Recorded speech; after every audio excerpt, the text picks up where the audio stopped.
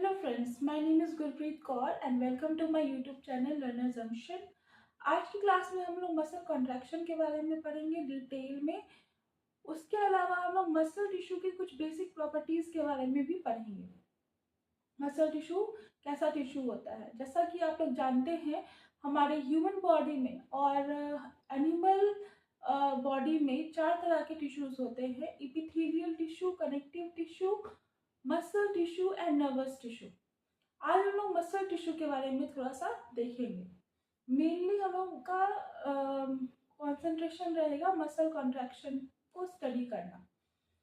तो muscle tissue के बारे में अगर कहा जाए तो मसल टिश्यू रिस्पॉन्सिबल होता है मूवमेंट और लोकोमोशन के लिए, मूवमेंट ऑफ लिम्स और internal organs and locomotion of organisms body.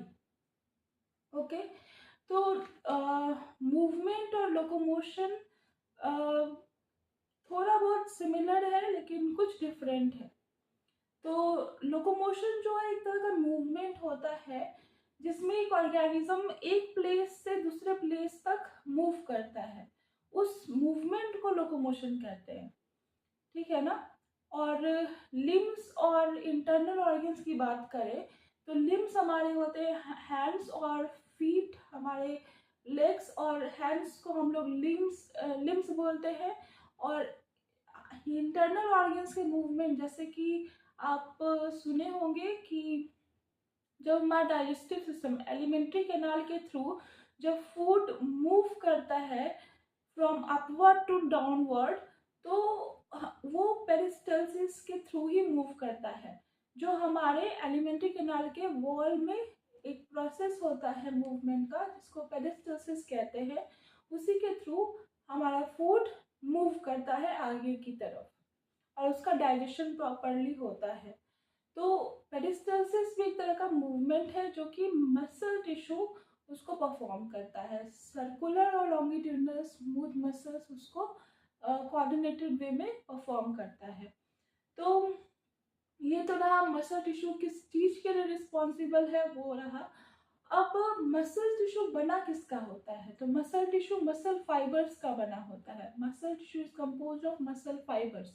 अब मसल फाइबर्स क्या होता है, मसल फाइबर जैसे कि मसल एक तरह का टिश्यू है, तो टिश्यू क्या होता है, group of cells which perform a special function, और we can say group of tissue with same origin, similar origin, structure and function, उसको हम लोग टिश्यू बोलते हैं। तो टिश्यू बना किसका होता है, तो टिश्यू सेल्स का बना हुआ होता है। तो मसल टिश्यू में जो मसल फाइबर होता है वो एक्चुअली मसल सेल्स होता है। ठीक है ना। तो ये मसल फाइबर्स का कुछ स्पेशल फीचर होता है जिसको हम लोग कॉन्ट्रैक्टिलिटी बोलते हैं। कॉन्ट्रैक्टिलिटी ही मसल फाइबर्स के थ्रू ही शो किया जाता है। अब कॉन्ट्रैक्टिलिटी क्या होता है, कॉन्ट्रैक्टिलिटी एक ऐसा प्रोसेस है जिसमें कोई सेल फोर्सफुली शॉर्टेंड हो जाता है किसी स्टिम्युलस के कारण, और आफ्टर जब वो स्टिम्युलस हटता है और वो रिलैक्स करता है तो वो अपने ओरिजिनल लेंथ को ऑब्टेन कर लेता है। इसी प्रॉपर्टी को कॉन्ट्रैक्टिलिटी कहते हैं जो मसल फाइबर्स शो करते हैं। ठीक है ना। तो मसल टिश्यू के बारे में बात करें तो मसल टिश्यू ये 3 तरह के होते हैं: skeletal muscle, smooth muscle and cardiac muscle. अब स्केलेटल मसल, स्मूथ मसल और कार्डियक मसल, इन सब के जो मसल फाइबर्स होते हैं वो अलग अलग शेप के होते हैं, तो इसलिए और उनका ये पोजीशन बॉडी में अलग अलग जगह पे होता है, इसलिए हम लोग ये 3 कैटेगरी बनाते हैं मसल टिश्यू का। तो बात करते हैं पहले मसल टिश्यू के बारे में जो कि स्केलेटल मसल। स्केलेटल मसल के टिश्यू को स्केलेटल मसल फाइबर बोलेंगे। ये एक सिलिंड्रिकल टिश्यू, ये एक सिलिंड्रिकल शेप सेल है जिसमें कुछ स्ट्रिएशंस आपको देखने को मिलेंगे। कुछ ये मल्टी न्यूक्लियर सेल होता है, इसमें बहुत सारे न्यूक्लियाई आपको देखने को मिलेंगे।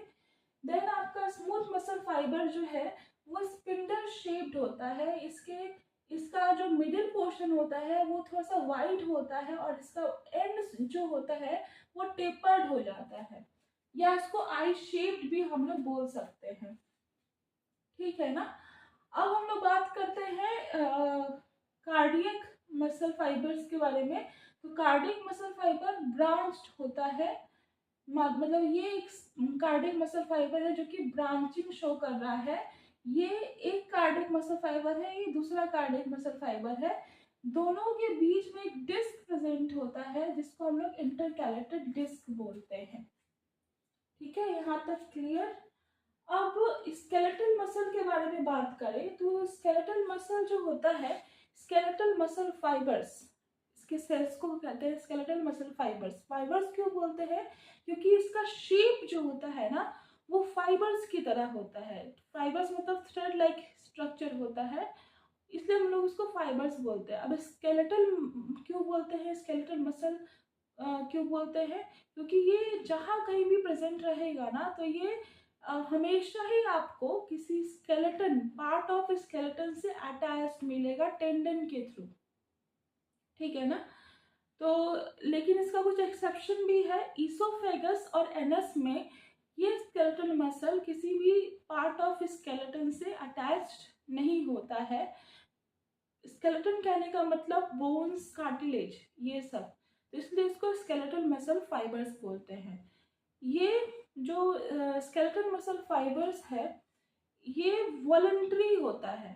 ठीक है ना। ये वॉलंटरी कहने का मतलब कि ये हम लोग ये कॉन्ट्रैक्ट कर सकता है हमारे विल पर, जब हम चाहे हम इसको कॉन्ट्रैक्ट करवा सकते हैं। लेकिन इसका भी कुछ एक्सेप्शन है, जैसे कि जब हम लोग स्नीज करते हैं, ड्यूरिंग स्नीजिंग या कफिंग या वॉमिटिंग, ये मसल हमारे विल पे कॉन्ट्रैक्ट नहीं करते उस टाइम, ये अपने आप ही उस टाइम मैनेज करते हैं और ये कॉन्ट्रैक्ट करते हैं।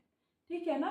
स्केलेटल मसल फाइबर्स को हम लोग स्ट्रिएटेड और स्ट्रिप्ड मसल भी बोलते हैं। अब स्ट्रिएटेड और स्ट्रिप्ड मसल कहने का मतलब क्या होता है? क्योंकि इन मसल फाइबर्स में स्ट्रिएशंस प्रेजेंट होते हैं। स्ट्रिएशन मतलब लाइनिंग। हम लोग पढ़ेंगे आगे कि स्केलेटल मसल में एक नेटवर्क ऑफ फाइब्रिलर रीजन होता है जिसको मायोफाइब्रिल बोलते हैं, जिसके कारण इसमें स्ट्रिएशंस, जब हम लोग उसको माइक्रोस्कोप के अंदर देखते हैं तो हमें ये स्ट्रिएटेड नजर आते हैं, लाइनिंग लाइनिंग इसमें दिखता है हमें, तो इसलिए हम लोग इसको स्ट्रिएटेड या स्ट्रिप्ड मसल फाइबर भी बोलते हैं। ठीक है ना। अब जो स्केलेटल मसल होता है, स्केलेटल मसल में स्केलेटल मसल फाइबर के अंदर कुछ नेटवर्क होते हैं, फाइबर ये फिलामेंट्स होते हैं, कुछ फिलामेंट्स के नेटवर्क होते हैं जिनको हम लोग मायोफाइब्रिल बोलते हैं। और ये ये मायोफाइब्रिल का एग्रीगेशन से मसल फाइबर बनता है। ठीक है ना। मसल फाइबर किससे बनता है? तो मायोफाइब्रिल, इसके अंदर बहुत सारे मसल फाइबर के अंदर रहते हैं। ठीक है ना। ये मायोफाइब्रिल जिस डिलिमिटिंग मेम्ब्रेन से सराउंडेड होते हैं उसको एंडोमाइसियम बोलते हैं। क्या बोलते हैं? एंडोमाइसियम बोलते हैं। यानी कि हम आपको इसका एक और नाम बताएंगे एंडोमाइसियम का, इसको सार्कोलेमा भी बोलते हैं, आगे हम लोग डिस्कस करेंगे। उसके बाद मसल फाइबर, बहुत सारे मसल फाइबर एग्रीगेट होके एक फेसिकुलाई फॉर्म करते हैं। फेसिकुलाई जो होता है, फेसिकुलाई का जो डिलिमिटिंग मेम्ब्रेन होता है, मतलब बहुत सारे मसल फाइबर का एग्रीगेशन को एक मेम्ब्रेन सराउंड करता है, जिसको पेरीमाइसियम बोलते हैं। अब इस तरह का बहुत सारा फेसिकुलाई मिलकर स्केलेटल मसल फॉर्म करता है। अब ये जो फेसिकुलाई का एग्रीगेशन है, जो एक मेम्ब्रेन से सराउंडेड है, उस मेम्ब्रेन को एपिमाइसियम बोलते हैं। क्लियर। नेक्स्ट स्लाइड में हम लोग देखेंगे ultra structure skeletal muscle fibre का। ये एक स्केलेटल मसल फाइबर है। स्केलेटल मसल फाइबर कैसा है? तो ये स्केलेटल मसल फाइबर में इसका जो डिलिमिटिंग मेम्ब्रेन है, ठीक है ना, प्लाज्मा मेम्ब्रेन जो है, इस प्लाज्मा मेम्ब्रेन को हम लोग कहते हैं सार्कोलेमा। क्या बोलते हैं? सार्कोलेमा। प्लाज्मा मेम्ब्रेन के अंदर कुछ लिक्विड भरा होता है, फील्ड स्पेस होता है, जिसको हम लोग साइटोप्लाज्म बोलते हैं। किसी भी सेल का जो प्लाज्मा मेम्ब्रेन के अंदर जो लिक्विड होता है उसको साइटोप्लाज्म बोलते हैं। इसके साइटोप्लाज्म को हम लोग सार्कोप्लाज्म बोलेंगे, सार्कोप्लाज्म, ठीक है ना। इसमें क्या क्या प्रेजेंट होता है, तो इसमें न्यूक्लियस प्रेजेंट होता है, mini nucleus, multi nucleate cell होता है, इसमें न्यूक्लियस प्रेजेंट होता है और माइटोकॉन्ड्रिया प्रेजेंट होता है। इसके माइटोकॉन्ड्रिया को हम लोग सार्कोसोमर बोलते हैं, ठीक है ना। मसल सेल्स के माइटोकॉन्ड्रिया को हम लोग सार्कोसोमर बोलते हैं। ये आपका सोर्स ऑफ एटीपी है। मसल फाइबर के अंदर बहुत सारे आपके ग्लाइकोजन ग्रेन्यूल्स भी होते हैं प्रेजेंट। ग्लाइकोजन ग्रेन्यूल्स बहुत सारे प्रेजेंट होते हैं, जिसको यूज करके माइटोकॉन्ड्रिया में एरोबिक रेस्पिरेशन होता है और ह्यूज अमाउंट में एटीपी प्रोड्यूस होता है, ठीक है ना। और muscle fibre, skeletal muscle fibre में एक स्मूथ एंडोप्लाज्मिक रेटिकुलम होता है, मतलब स्मूथ एंडोप्लाज्मिक रेटिकुलम होता है जो कि मॉडिफाइड हो जाता है इनटू एसआर। एसआर मतलब सार्कोप्लाज्मिक रेटिकुलम, ठीक है ना। तो जैसे आप देख रहे हैं ये स्केलेटल मसल फाइबर है, ये जो आपको दिख रहा है ये एक तरह से सार्कोलेमा, सार्कोलेमा का इन्वेजिनेशन है। सार्कोलेमा इन्वेजिनेट हो गया है, इसके अंदर धस गया है। इस इन्वेजिनेशन को हम लोग टी ट्यूब्यूल बोलते हैं। अब इसका फंक्शन क्या है वो अभी डिफाइन करते हैं हम। जैसे कि एक कोई न्यूरॉन है, न्यूरॉन का ये नर्व एंडिंग है और यहाँ पर जस्ट एक मसल फाइबर प्रेजेंट है, ठीक है ना। तो इस स्पेस को जहाँ पर न्यूरॉन का एंड होता है और मसल फाइबर स्टार्ट होता है, इनके बीच के स्पेस में जंक्शन प्रेजेंट होता है जिसको एनएमजे, न्यूरोमस्कुलर जंक्शन बोलते हैं, ठीक है ना। न्यूरॉन के नर्व एंडिंग से एक न्यूरोट्रांसमीटर रिलीज होता है जिसका नाम है एसिटाइलकोलिन। जैसे ही एसिटाइलकोलिन रिलीज होता है इसके सरफेस पे मसल फाइबर में डीपोलराइजेशन हो जाता है और जैसे ही डीपोलराइजेशन होता है एक्शन पोटेंशियल डेवलप हो जाता है। जैसे ही एक्शन पोटेंशियल डेवलप होता है सार्कोप्लाज्मिक रेटिकुलम, जैसा कि आपको बताया था smooth endoplasmic reticulum sarcoplasmic reticulum में मॉडिफाइड हो गए हैं। तो वो ऐसा क्यों है, तो वो इसलिए है क्योंकि यहाँ पर वो रह के कैल्शियम आयन को स्टोर किए हुए हैं, ठीक है ना। तो जैसे ही इस मसल फाइबर में एक्शन पोटेंशियल डेवलप होता है सार्कोप्लाज्मिक रेटिकुलम से कैल्शियम आयन रिलीज हो जाता है और कैल्शियम आयन रिलीज हो जाता है और मसल कॉन्ट्रैक्शन लीड करता है, ठीक है ना।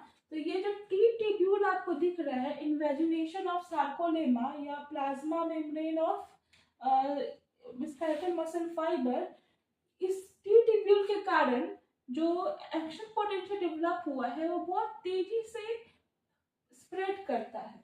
यही फंक्शन है टी ट्यूब्यूल का, ठीक है ना। तो नेक्स्ट स्लाइड में हम लोग आगे देखते हैं। तो हम लोग स्केलेटल मसल फाइबर के बारे में भी डिस्कस किए, स्केलेटल मसल फाइबर के अंदर क्या क्या प्रेजेंट होता है वो डिस्कस किए।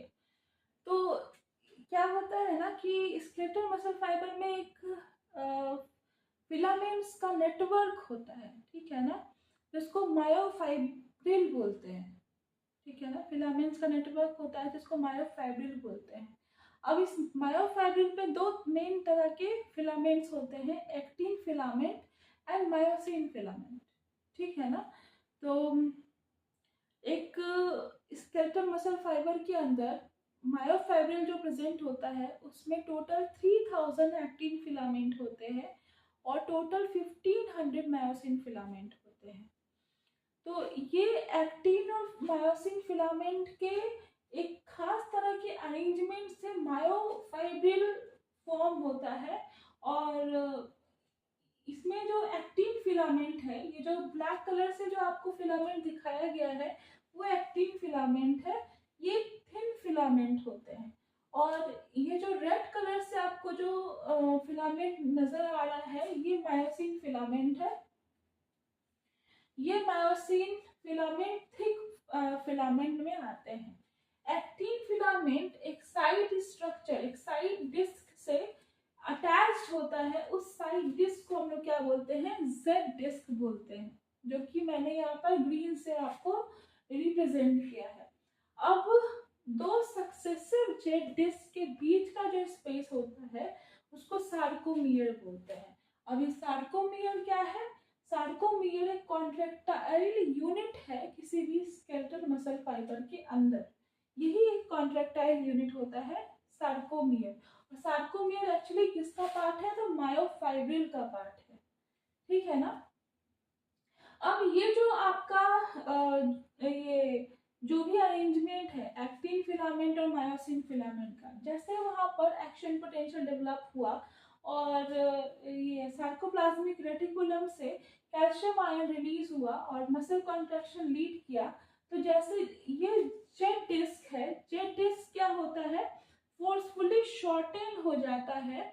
और शॉर्टेन होने के बाद जब ये रिलैक्स करता है तो अपने नॉर्मल, अपने ऑर्डिनरी शेप में, अपने पहले वाले शेप में, साइज में ये वापस लौट आता है। तो इसी प्रॉपर्टी को तो कॉन्ट्रैक्टिलिटी बोलते हैं। They are forceful shortening and on relaxation they obtain their normal length, ठीक है ना। यही फीचर आपका ये मसल फाइबर्स शो करता है जो कि खास होता है। अब ये जो अरेंजमेंट है एक्टिन और मायोसिन फिलामेंट का, इसके कारण, इनके अरेंजमेंट के कारण दो तरह के बैंड्स हमें देखने को मिलते हैं। एक होता है आई बैंड और दूसरा होता है ए बैंड। आई बैंड जो होता है वो आइसोट्रोपिक होता है, ये लाइट बैंड है, ठीक है ना। और ए बैंड जो होता है वो डार्क बैंड होता है। आई बैंड जो होता है वो आइसोट्रोपिक होता है पोलराइज्ड लाइट के, और ए बैंड जो होता है वो एनआइसोट्रोपिक होता है पोलराइज्ड लाइट के। तो जैसे कि अगर हम लोग उसको माइक्रोस्कोप के अंदर देखते हैं तो माइक्रोस्कोप के अंदर हमें ये वाला जो रीजन होता है ना वो लाइट कलर का थोड़ा सा दिखता है, वो डार्क नहीं होता, थोड़ा सा लाइट होता है। तो इस बैंड को हम लोग कहते हैं, इस ये जो बैंड हमें नजर आ रहा है मायोफाइब्रिल के अंदर उसको हम लोग आई बैंड कह देते हैं। और इस रीजन को देखते हैं तो थोड़ा डार्क नजर आता है क्योंकि यहाँ पर मायोसिन फिलामेंट भी है, एक्टिन फिलामेंट भी है। तो ये एनाइसोट्रोपिक टू पोलराइज्ड लाइट हमें ये बैंड नजर आता है, इसलिए हम इसको ए बैंड बोलते हैं। जो ए बैंड है ये बाइसेक्ट किया जाता है एक लाइट जोन के थ्रू, जिस लाइट जोन को हम लोग एच जोन बोलते हैं। और in the middle of H zone there is M line, ठीक है ना। अब ये जो एच जोन है ये भी आइसोट्रोपिक होता है पोलराइज लाइट के, क्योंकि ये लाइट जोन है, ठीक है ना। जो एच जोन जो होता है जैसे कि आपको दिख रहा है यहाँ पर मायोसिन फिलामेंट है, यहाँ पर मायोसिन फिलामेंट है। अब इसके बीच में कुछ स्पेस आपको मायोसिन मॉलिक्यूल्स नहीं नजर आ रहे हैं, तो ये जो स्पेस है आपका ये एच जोन कहलाता है, जो कि एक्चुअली में आई बैंड का एक पार्ट है। तो जब ये मसल कॉन्ट्रैक्ट करता है तो आप देख रहे हैं आई बैंड जो है ये isotropic to polarized light band जो है वो रिड्यूस हो गया है, ठीक है ना। आई बैंड क्या हो गया, शिफ्ट हुआ है ना, तो ये रिड्यूस हो गया है आई बैंड थोड़ा, और जो ए बैंड है वो आपका रिड्यूस नहीं हुआ है, ठीक है ना। तो ये केस है। तो हम लोग अब बात करते हैं बारी बारी से एक्टिन फिलामेंट और मायोसिन फिलामेंट के बारे में। अगर हम लोग बात करें मायोसिन मॉलिक्यूल के बारे में, तो मायोसिन जो मायोसिन जो फिलामेंट होता है वो मायोसिन मॉलिक्यूल्स का बना हुआ होता है। मायोसिन मॉलिक्यूल क्या होता है, मायोसिन, पहले आप जानिए मायोसिन फिलामेंट जो होता है मायोसिन फिलामेंट जो होता है, इसका जो मोनोमर होता है इसको मेरोमायोसिन बोलते हैं। क्या बोलते हैं? मेरोमायोसिन बोलते हैं। कुछ नहीं है, ये मायोसिन का मॉलिक्यूल है। ये क्या है? मोनोमर मायोसिन फिलामेंट का। अब ये जो मेरोमायोसिन है, मेरोमायोसिन टोटल 6 पॉलीपेप्टाइड का बना हुआ होता है। ये जो 6 पॉलीपेप्टाइड है, इसमें से 2 हेवी पॉलीपेप्टाइड होते हैं और 4 लाइट पॉलीपेप्टाइड होते हैं। जो 2 हेवी पॉलीपेप्टाइड होते हैं उसमें से वो दोनों एक दूसरे से कॉइल अराउंड रहते हैं और एक एंड पे वो थोड़ा सा एक स्ट्रक्चर बना के रहते हैं, ग्लोब्यूलर स्ट्रक्चर बना के रहते हैं। एक एंड उनका टेल की तरह होता है और दूसरा एंड जो होता है वो ग्लोब्यूलर फॉर्म में होता है। ठीक है ना? अब ये जो ग्लोब्यूलर जो एंड है इस हेवी पॉलीपेप्टाइड का, इसके ऊपर 2 लाइट पॉलीपेप्टाइड होते हैं और ये जो ग्लोब्यूलर हेड, ये ग्लोब्यूलर पार्ट और 2 लाइट पॉलीपेप्टाइड मिलकर हेड का फॉर्मेशन करते हैं, ग्लोब्यूलर हेड का फॉर्मेशन करते हैं। अब इसमें एक बात जानने की ये है कि एक क्रॉस ब्रिज होता है। क्रॉस ब्रिज क्या होता है? ये जो आपका ये जो पार्ट है ये आर्म कहलाता है। ठीक है ना? अगर इसको अच्छे से समझे तो ये पार्ट आपका आर्म कहलाता है। ठीक है ना? तो आर्म और हेड मिलकर एक स्ट्रक्चर फॉर्म करते हैं। आर्म और हेड मिलकर एक स्ट्रक्चर फॉर्म करते हैं जिसको हम लोग कहते हैं क्रॉस ब्रिज। क्या बोलते हैं? क्रॉस ब्रिज बोलते हैं। ठीक है ना? ये जो ग्लोब्यूलर हेड है, एक्चुअली ये जो मायोसिन मॉलिक्यूल है, मेरोमायोसिन, जो मायोसिन फिलामेंट होता है, ये प्रोटीनेशियस इन नेचर तो होता ही है, साथ में ये कुछ एंजाइमेटिक प्रॉपर्टी भी शो करता है। तो कौन सा एंजाइमेटिक प्रॉपर्टी? तो एटीपीएस का ये एंजाइमेटिक प्रॉपर्टी शो करता है, मतलब ये एटीपी को तोड़ने का काम करता है। ठीक है ना? एटीपीएस की तरह एक्ट करता है। तो उसमें से ये जो ग्लोब्यूलर हेड है ये आपका एटीपीएस की तरह वर्क करता है, क्रॉस ब्रिज। ठीक है ना? तो अगर हम लोग बात करें एक्टिन फिलामेंट के बारे में, एक्टिन फिलामेंट क्या होता है? एक्टिन फिलामेंट में क्या क्या प्रेजेंट होता है पहले वो समझिए। तो एक्टिन फिलामेंट में 2 एफ एक्टिन फिलामेंट होता है, 2 ट्रोपोमायोसिन फिलामेंट होता है और मेनी ट्रोपोनिन होता है। तो जैसे कि मान लीजिए कि ये रेड वाला आपका एफ एक्टिन फिलामेंट है और ये जो ब्लू कलर से है ये आपका ट्रोपोमायोसिन का ये फिलामेंट है। ट्रोपोमायोसिन का ये 2 फिलामेंट है। ठीक है ना? और ट्रोपोमायोसिन एक्टिन से एक और प्रोटीन के थ्रू अटैच होता है जिसको ट्रोपोनिन बोलते हैं। ठीक है ना? ट्रोपोमायोसिन एफ एक्टिन से ऐसे अटैच नहीं रहता है, उसको अटैच करवाने के लिए वहां पर एक और प्रोटीन प्रेजेंट होता है जिसको हम लोग ट्रोपोनिन बोलते हैं। और ये जो पार्ट है ना ये एक्टिव साइट है जहां पर आके आपका मायोसिन हेड जो है वो आके बाइंड करता है। ये जो मायोसिन हेड है ना वो बाइंड करता है और वही मसल कॉन्ट्रैक्शन के लिए रिस्पॉन्सिबल है। तो एक्चुअली यहाँ पर क्या होता है ना, जो एफ एक्टिन जो फिलामेंट है इसका जो यूनिट होता है, इसका जो मोनोमर होता है उसको जी एक्टिन मॉलिक्यूल बोलते हैं। जी एक्टिन मॉलिक्यूल बोलते हैं। ठीक है ना? एफ एक्टिन का जो मोनोमर होता है उसको क्या बोलते हैं? G actin molecule.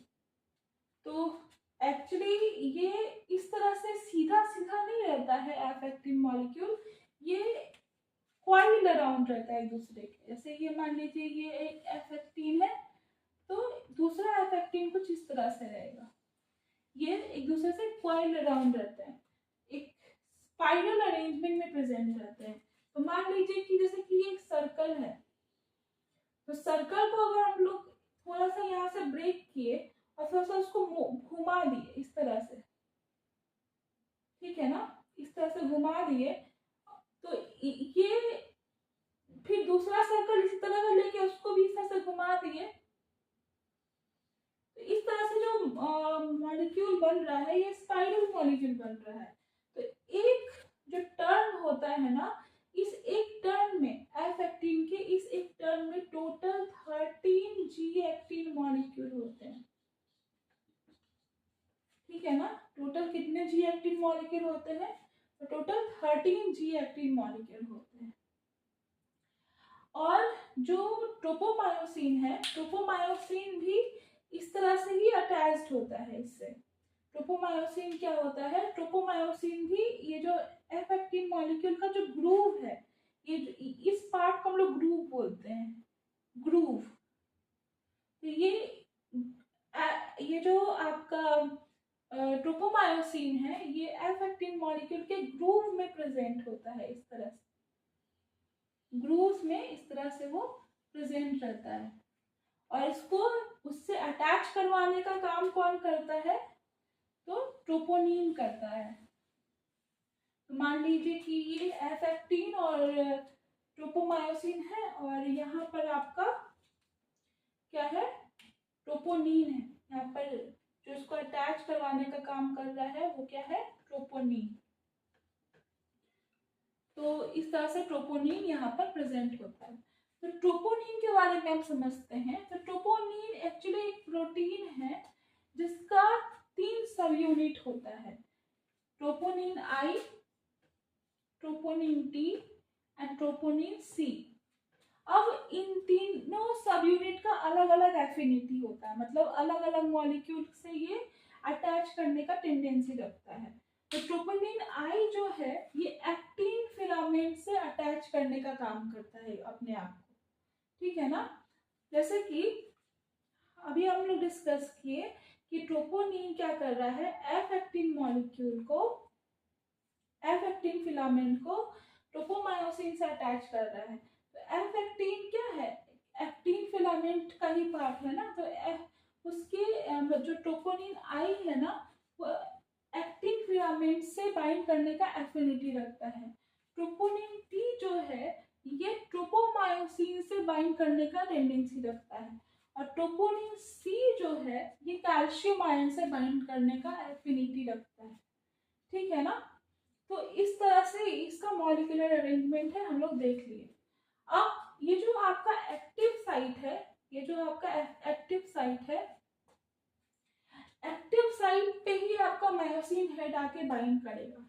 लेकिन ये एक्टिव साइट क्या होता है ना, ये एक्टिव साइट ऑक्यूपाइड रहता है। किससे ऑक्यूपाइड रहता है?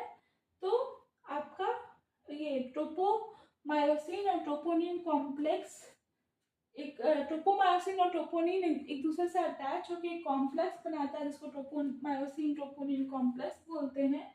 वो इस एक्टिव साइट पे आके बाइंड कर जाता है, जिसके कारण यहाँ पर आपका मायोसिन हेड आके बाइंड नहीं कर पाता है, ठीक है ना। अब मायोसिन हेड बाइंड नहीं करेगा तो आपका मसल कॉन्ट्रैक्शन नहीं होगा। अब इसमें क्या होता है, कैसे यहाँ पर मसल कॉन्ट्रैक्शन लीड करता है?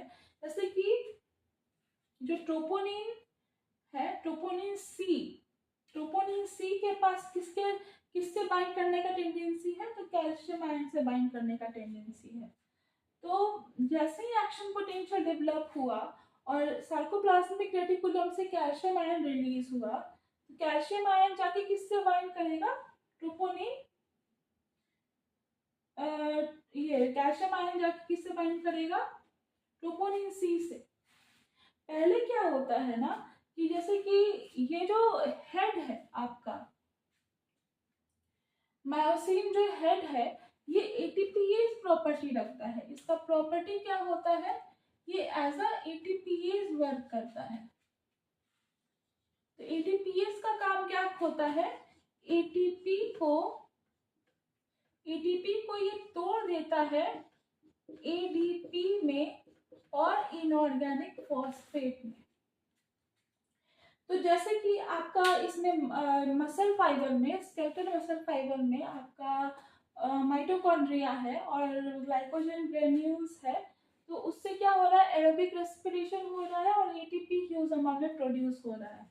तो जैसे ही एटीपी प्रोड्यूस होता है वो मायोसिन हेड से जाके बाइंड कर जाता है और मायोसिन हेड अपना एटीपीएज एक्टिविटी शो कर देता है और जिससे कि वो एडीपी और इनऑर्गेनिक फॉस्फेट में कन्वर्ट हो जाता है। ये एडीपी और इनऑर्गेनिक फॉस्फेट ये मायोसिन हेड के पास ही रहता है, उससे डिटैच नहीं होता है, ठीक है ना। और ये जो एनर्जी, इसके ब्रेक डाउन से जो एनर्जी रिलीज होता है ये मायोसिन हेड में कंजर्व रहता है, just like a cocked string की तरह रहता है, कॉक्ड स्प्रिंग की तरह। कॉक्ड स्प्रिंग कहने का मतलब जैसे कि आप एक स्प्रिंग को देखे होंगे, तो स्प्रिंग को जैसे ही आप कंप्रेस करते हैं दोनों एंड से, तो उसमें एक पोटेंशियल एनर्जी डेवलप होता है। तो जैसे ही आप वहाँ पर वो कंप्रेसिव फोर्स हटाते हैं, वो स्प्रिंग तुरंत से ही अपना ओरिजिनल शेप अटेंड करने का कोशिश करता है और अटेंड कर लेता है। उसी तरह से यहाँ पर जो आपका मायोसिन हेड है वो एटीपी को टूटने के बाद जो एनर्जी रिलीज हुआ है उस एनर्जी को कंजर्व करके है रखे हुए है और वो कॉक्ड स्प्रिंग की तरह है। जैसे ही उसको यूज करना होगा उस एनर्जी को, वो उस जैसे स्प्रिंग में पोटेंशियल एनर्जी कंजर्व रहता है और काइनेटिक एनर्जी में कन्वर्ट होने के लिए रेडी रहता है, इस तरह से ये मायोसिन हेड में भी उस तरह से एनर्जी कंजर्व रहता है और जब उसको ज़रूरत रहता है तब वो उस एनर्जी को यूज कर लेता है, ठीक है ना। तो जैसे ही आपका एक्शन पोटेंशियल डेवलप हुआ उससे क्या होगा, सार्कोप्लाज्मिक रेटिकुलम से कैल्शियम आयन रिलीज होना शुरू हो जाएगा। जैसे ही कैल्शियम आयन रिलीज होगा वो ट्रोपोनिन सी से जाके बाइंड कर जाएगा। अब ट्रोपोनिन सी से जैसे ही कैल्शियम आयन बाइंड करता है, ट्रोपोनिन और ट्रोपोमायोसिन के जो कॉम्प्लेक्स है उसमें कुछ कन्फर्मेशनल चेंज होता है और जैसे ही कन्फर्मेशनल चेंज होता है वो एक्टिव साइट से थोड़ा सा शिफ्ट हो जाता है वो कॉम्प्लेक्स, और जैसे ही वो एक्टिव साइट से शिफ्ट होता है वह एक्टिव साइट फ्री हो जाता है और मायोसिन हेड जाके उससे बाइंड कर जाता है। और मायोसिन हेड कैसे बाइंड करता है, जस्ट लाइक इस तरह से देखिए,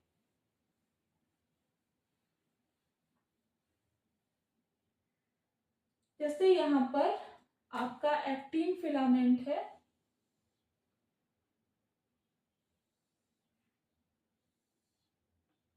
ये आपका एक्टिन फिलामेंट है, यहाँ पर आपका मायोसिन फिलामेंट है। तो मायोसिन फिलामेंट इस तरह से है। तो जैसे ही ये बाइंड कर जाता है, एक्टिव साइट फ्री होता है, वैसे ही आपका मायोसिन हेड जाके उससे बाइंड कर जाता है। मायोसिन हेड क्या होता है, आगे की तरफ एक्टिन फिलामेंट को क्या करता है, पुल करता है, जिससे आपका कॉन्ट्रैक्शन होता है मसल फाइबर का कॉन्ट्रैक्शन होता है। क्या हुआ यहाँ पर आपका, जैसे ये सब जो भी यहाँ पर था एक्टिन मायोसिन हेड, वो सारा एक्टिव साइट पे बाइंड होता है, वो इस साइड की तरफ वो थोड़ा सा पुल करता है एक्टिन फिलामेंट को पकड़ के, ठीक है ना। इस हाइपोथेसिस को हम लोग कहते हैं, जैसे कि एक्टिन मायोसिन हेड जैसे ही मूव किया उसके साथ साथ एक्टिन फिलामेंट में मूव किया, तो इस हाइपोथेसिस को हम लोग कहते हैं वॉक अलोंग हाइपोथेसिस। क्या बोलते हैं, वॉक अलोंग हाइपोथेसिस, ठीक है ना। जिससे क्या होता है, मसल कॉन्ट्रैक्शन होता है और मसल कॉन्ट्रैक्शन में ए बैंड का कोई चेंज नहीं होता है, उसके लेंथ में चेंज क्या होता है, आई बैंड चेंज होता है, आई बैंड कंप्रेस हो जाता है, ठीक है ना। और इस जो आपको ये समझाया गया कि कैसे मसल कॉन्ट्रैक्शन हो रहा है, इसको समझाने के पीछे जो हाइपोथेसिस है उसको स्लाइडिंग फिलामेंट हाइपोथेसिस बोलते हैं, और ये मोस्ट एक्सेप्टेबल वन है जो कि बताता है कि मसल कॉन्ट्रैक्शन कैसे होता है। क्या होता है इसमें, सबसे पहले क्या होता है, यहाँ पर मायोसिन हेड से जाके एटीपी बाइंड करता है, और मायोसिन हेड अपना एटीपीएज एक्टिविटी शो करके एडीपी और इनऑर्गेनिक फॉस्फेट को में कन्वर्ट कर देता है एटीपी को, जिससे एनर्जी रिलीज होता है और वो कॉक्ड स्ट्रिंग के फॉर्म में वहां पर कंजर्व रहता है। जैसे ही आपका एक्शन पोटेंशियल डेवलप होता है तो उससे साइकोप्लाज्मिक रेटिकुलम से कैल्शियम आयन रिलीज होता है, और कैल्शियम आयन जाके किससे बाइंड कर जाता है, ट्रोपोनिन सी से, और ट्रोपोनिन सी से जैसे ही बाइंड करता है ट्रोपोमायोसिन और ट्रोपोनिन के कॉम्प्लेक्स में कन्फॉर्मेशनल चेंज होता है, जिसके कारण वो एक्टिव साइट से शिफ्ट हो जाता है, और जैसे ही शिफ्ट होता है मायोसिन हेड का टेंडेंसी होता है एक्टिव साइट पे जाके बाइंड कर जाना, और जैसे ही वो एक्टिव साइट पे बाइंड करता है वहां पर वॉक अलोंग हाइपोथेसिस के थ्रू एक्टिन फिलामेंट को पुल किया जाता है, जिससे मसल कॉन्ट्रैक्शन लीड करता है। देन जो मायोसिन हेड से एडीपी और इनऑर्गेनिक फॉस्फेट अटैच्ड रहते हैं वो फिर उससे डिटैच हो जाते हैं, और एक नया एटीपी फिर से जाके मायोसिन हेड पे अटैच करता है, और जैसे ही मायोसिन हेड पे नया एटीपी जाके अटैच किया वैसे ही मायोसिन हेड एक्टिव साइट से डिटैच हो जाता है, जिससे कि मसल रिलैक्स करता है, और फिर से ये प्रोसेस तब तक होता रहता है जब तक कि एसिटाइल कोलिन सिग्नल देता रहता है और एक्शन पोटेंशियल डेवलप करता है मसल फाइबर में, तब तक ये प्रोसेस चलता रहता है। जैसे ही आपका एनएमजे न्यूरोमस्कुलर जंक्शन पे एसिटाइल कोलिन का सिक्रीशन बंद होता है, स्टॉप करता है, तब ये मसल कॉन्ट्रैक्शन रुकता है। तो ये था आपका स्लाइडिंग फिलामेंट हाइपोथेसिस जो बताता है कि मसल कॉन्ट्रैक्शन होता कैसे है। होप आपको ये समझ में आया होगा और वैल्यूएबल लगा होगा ये लेक्चर। तो मिलते हैं नेक्स्ट किसी इंटरेस्टिंग टॉपिक पे, तो तब तक के लिए अपना ख्याल रखिए।